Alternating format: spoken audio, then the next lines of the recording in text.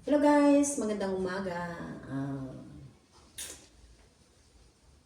Dumating ako kahapon dito, natulog ako kahapon. Kagabi dito, hindi ko alam kung ilang oras ako nakatulog or isa, dalawa, hindi ko na matandaan. Kasi kagabi ay iniisip ko ang aking trabaho. Nagtrabaho ako hanggang alas 10 ng gabi para malinis ko at may linis ko ang kapaligiran kasi may araw pa naman. Kaya lininis ko na kasi mainit pag ganitong araw. So, inuna ko lang lininis ang garden kagabi.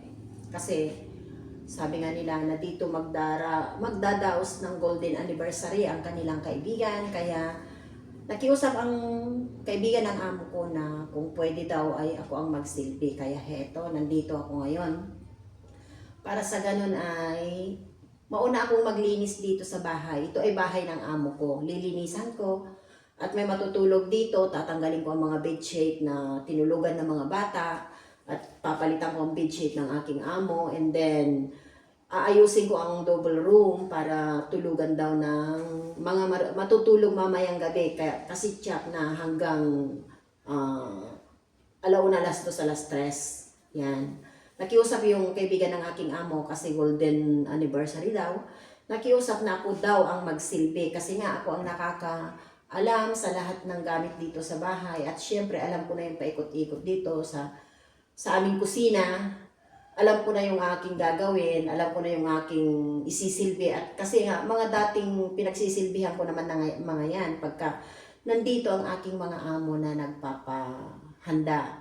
So nakiusap daw yung matanda, yung kaibigan na matanda. Kasi nga, kung pwede, ako daw ang kunin. Mamayang 6:30 ako magsisimula ng hapon. At syempre mag-prepare, maghanda ng mga plato, kung ano-ano, maghanda ng mga lamesa. Pero tutulungan naman nila ako, hindi lang ako ang mag-isa. Doon sana sa kanilang bahay, kaya lang medyo hindi daw maganda ang pakikisama ng kanilang kapitbahay kasi nga daw pagdating na alas 12 ay tumatawag na siya ng pulis dahil daw napakaingay. Kaya nakiusap siya na dito at swerte ko naman dahil ako ang kinuha. Siyempre, sa una, mukhang pera tayo, di ba? So magkakapera tayo. Yung from 6:30 hanggang hindi sila matapos ay 100 daw ang bayad. So, uuwi sana ako bukas ng umaga kaya lang makikisabay na lang ako sa amo ko. Siyempre, libre sa sasakyan. Aprobitsahin natin yung libre, di ba? Doon tayo magaling. Susunod sila ngayon na mag-asawa. Gawa ng mamayang gabi ang party. Okay naman ang presyo ng extra. Mamayang gabi lang ay medyo malaki naman. Parang kung ilang oras ako magtatrabaho. Parang per ora ang bayad. Pero okay lang. At syempre bukas, pwede na sana akong umuwi bukas. Kaya lang, gusto kong makisabay. Sa amo ko na lang. Mag-iikot-ikot na lang ako sa dagat bukas. Maliligo. Naligo ako kanina. Nakita ko ng dagat kanina para maligo. So, sulit naman. At least, bukas ay medyo makakapahinga ako ng konti. Pero syempre, aayusin ko pa rin ang mga kalat nila. Dahil hindi ko naman sila hihintayin na matapos. Kaya nakalinis na ako. Naayos ko na ang bahay. Nalinis ko na lahat. Pero okay lang naman kasi nanggaling ako dito last week.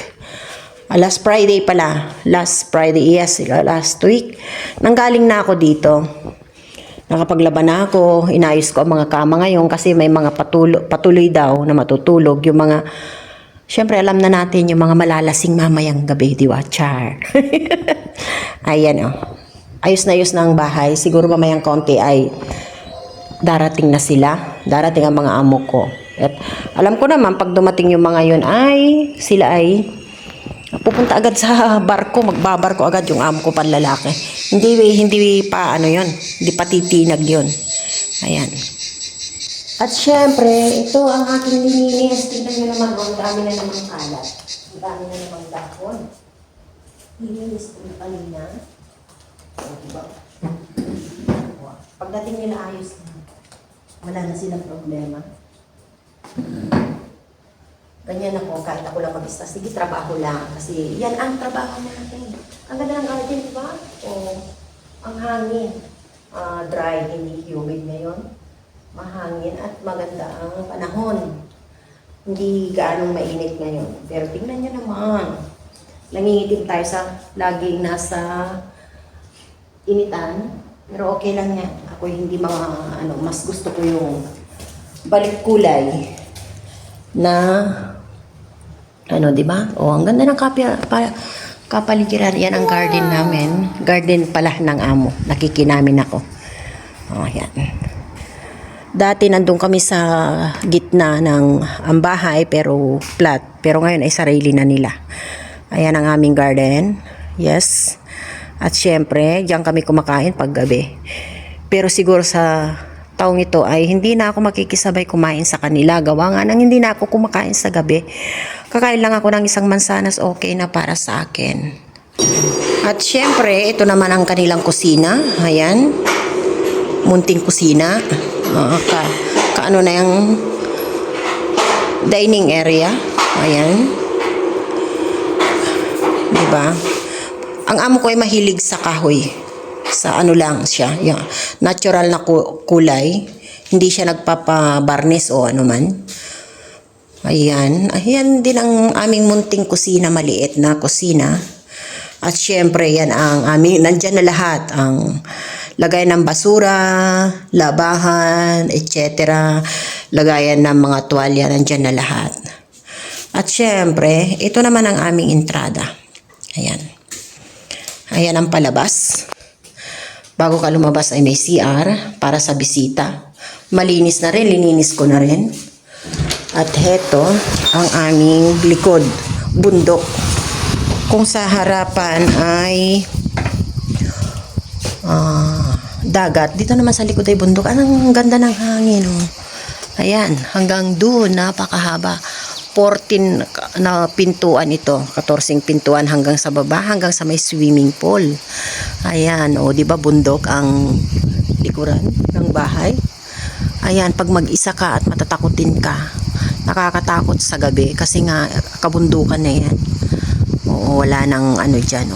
Bundok hanggang pataas na yan. Linalakad namin dati yan.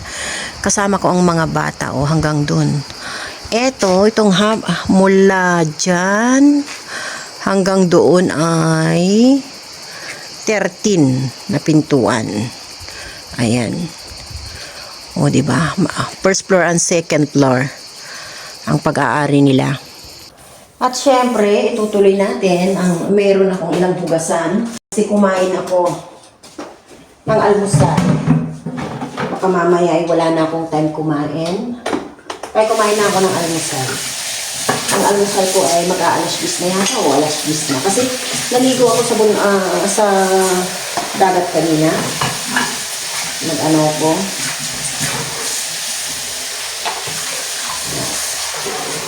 Hugasan ko lang ito. And then, after tapos sa taas, i-check ko ito kung malinis na lahat.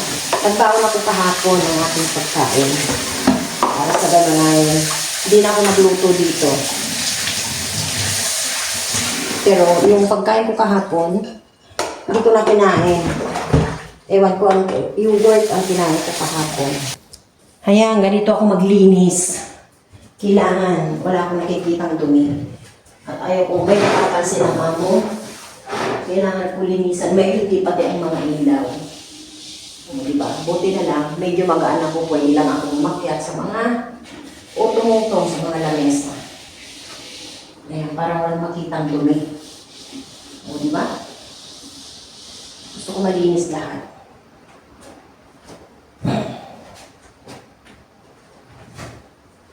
Ayan. Hindi na ako kumuha ng hagdan kasi ang hagdan nasa baba.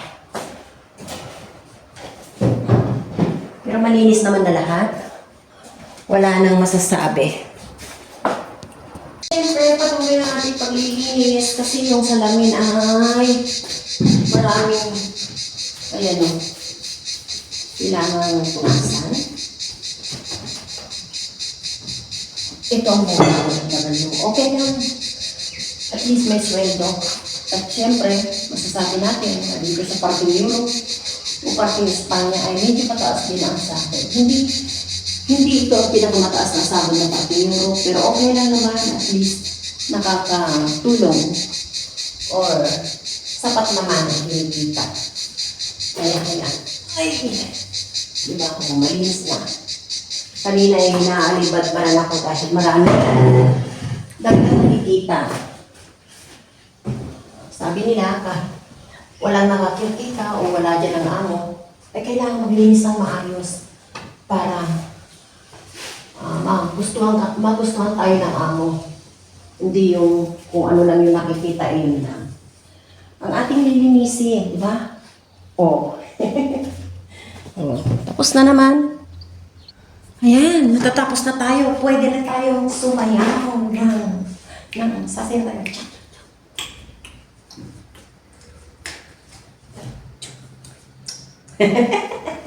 Char natin yun, patalastas. Diba? Ayan, naakyat ako sa taas. Kasi nga, titignan ko kung okay na doon, malinis na. Pero sa palagay ko ay okay na.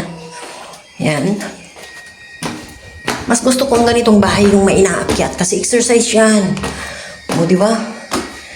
Ayan.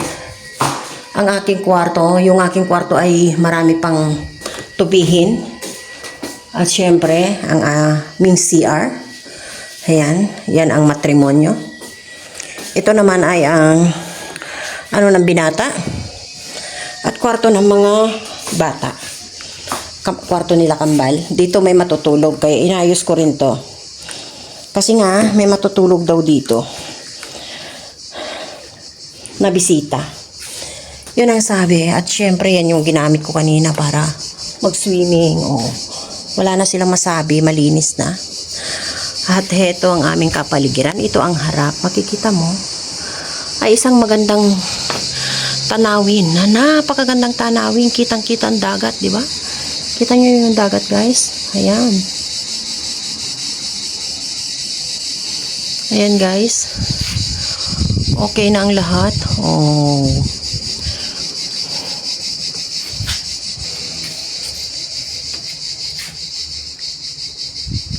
Ayan, guys. Naiakyat ko na kayo, naitor ko na kayo sa loob ng bahay nila. Sa trabaho ko dito sa playa. At syempre, magandang panahon ngayon, hindi siya humid, magandang hangin, at ma-dry, hindi humid ang katawan, at medyo hindi ganong mainit, hindi gaya nung nakaraang araw na sobrang init dito.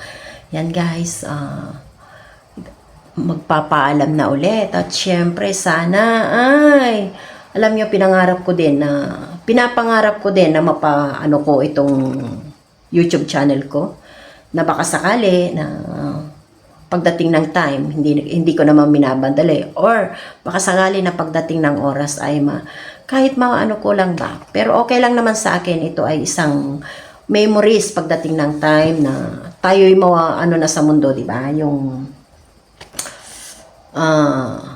mapapanood ng mga apo, mapapanood ng mga apo sa tuhod. Yun lang naman ang gusto ko. Kaya ginawa ko ang YouTube na to, YouTube channel kong ito, para may memories na maiiwan. Kasi alam ko wala akong memory or wala akong may papamana sa mga sumunod na henerasyon sa akin. Ang ano ko lang ay maalala nila ako. Na pag tinignan nila yung aking channel ay makikita nila ako dyan na ay ang lola ay ganito ganyan, di ba? Maraming salamat sa mga manunood at nanonood. Sana ay suportahan nyo ako. Maraming salamat at syempre bye bye.